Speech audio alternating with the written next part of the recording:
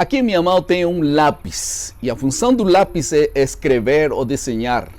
Aqui na parte de atrás tem uma borracha e a função da borracha é apagar o que foi escrito erradamente. São duas funções completamente diferentes. E Cristo é o único que pode apagar todos os teus pecados, limpar-nos de toda injustiça e transformar nosso coração. As obras apenas são o resultado de um coração transformado pela graça de Cristo. E aí, então, nós poderemos escrever os melhores capítulos de nossa vida. O propósito da lição dessa semana é poder entender melhor que a graça de Cristo e a fé concedida por Deus sempre vão reproduzir frutos de justiça. Vamos então ao esboço da lição dessa semana e estamos já na lição número 10, que tem como título Vivendo o Evangelho. Sejam todos bem-vindos e vamos a trabalhar 3 assuntos na parte da compreensão. Em primeiro lugar, nós vamos ver o modelo de evangelho. Qual é o modelo de evangelho que propõe a lição e a Bíblia? Em segundo lugar, graça e obras. E em terceiro lugar, reconciliação. Tudo bem? Vamos ao primeiro assunto, então, que é o modelo de evangelho. Em sua primeira comissão, Jesus instruiu seus discípulos a servirem aos outros, seguindo o seguinte modelo. Ele disse: de graça recebestes, de graça dai. Mateus 10, 8.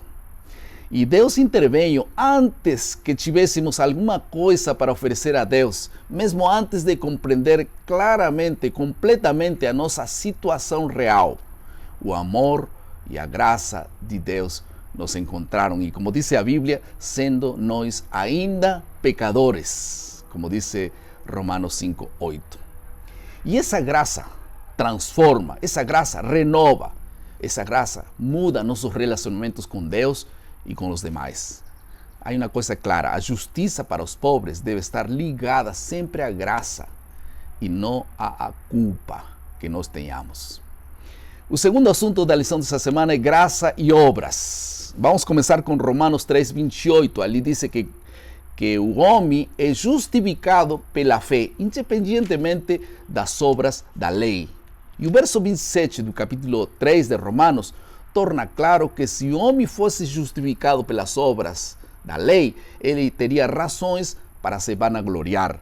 Mas sendo justificado por Jesus, então todo o crédito pertence a Jesus.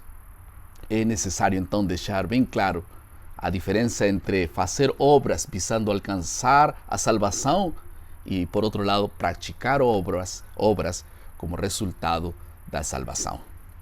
O livro de Efésios, capítulo 2, verso 8 ao 10, diz bem claramente: pois vocês são salvos pela graça, por meio da fé, e isto não vem de vocês, é dom de Deus, não por obras para que ninguém se glorie, porque somos criação de Deus e realizada em Cristo Jesus para fazermos boas obras. A chave está nas palavras que antecedem a graça, fé e obras. Assim diz a Bíblia: pela graça, e depois por meio da fé, e finaliza: e para boas obras. As obras sempre serão fruto daquele coração transformado por Deus. Agora, a grande pergunta que muitos se fazem é: se a pessoa não é salva mediante as obras, então não há necessidade de praticar as boas obras. Isso não é verdade. Algumas passagens do Novo Testamento nos esclarecem a importância de praticar as boas obras como frutos da salvação. Vamos a alguns deles. Tito 2,7 diz: torna-te pessoalmente padrão de boas obras. Colossenses 1,10 diz: frutificando em toda a boa obra. 1 Timóteo 6,18 diz que pratiquem o bem e sejam ricos de boas obras. E Atos capítulo 9, verso 36 diz: Tabita era notável pelas boas obras que fazia. E Apocalipse 2,10 diz: conheço as tuas obras. Aí há suficientes motivos para seguir praticando as boas obras. Reconciliação, o terceiro assunto que nós vamos ver agora. Qual é o papel de todos nós no mundo. Como somos chamados? A Bíblia diz que em 2 Coríntios 5, 18, que somos chamados de embaixadores.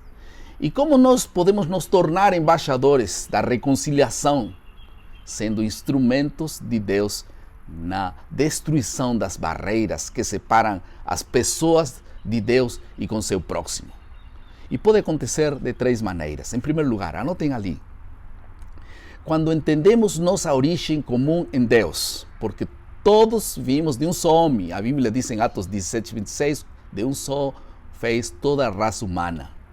Em segundo lugar, quando reconhecemos nossa característica comum, que é o pecado que mora em nós. E a Bíblia diz, pois todos pecarem e carecem da glória de Deus. Romanos 3, 23. E em terceiro lugar, quando reconhecemos que Deus ama todos por igual. Então vamos tratar a todos por igual. Porque a Bíblia diz em aquele texto famoso, João 3,16, Deus amou o mundo com todo o seu coração, a todo mundo, sem discriminação. Algumas aplicações ao final. Quando recebemos o Evangelho e começamos a entender suas implicações para a vida, o Evangelho se tornará um modelo de nossa vida, sempre. E somos chamados a ter uma atitude humilde como Jesus, em Filipenses 2, 5 a 8, ele abriu mão de privilégios e serviu com todo o seu coração a todos os demais. E finalmente, quando permitimos que ele mude a nossa vida, ele mudará também o nosso mundo ao nosso redor. Que Deus te abençoe e que esta lição possa realmente não só reconciliar-te com Deus, transformar teu coração, sino também possamos servir de coração aos demais. Vamos orar. Querido Pai, muito obrigado por tua palavra. Abençoa, Senhor, aqueles que estão precisando da intervenção de Deus para mudar suas vidas e ser uma bênção para os demais. Em nome de Jesus oramos. Amém. Muito obrigado por estar conosco. Lembrem nosso lema, maná, cada dia, cada manhã é alimento para a vida. Que Deus te abençoe.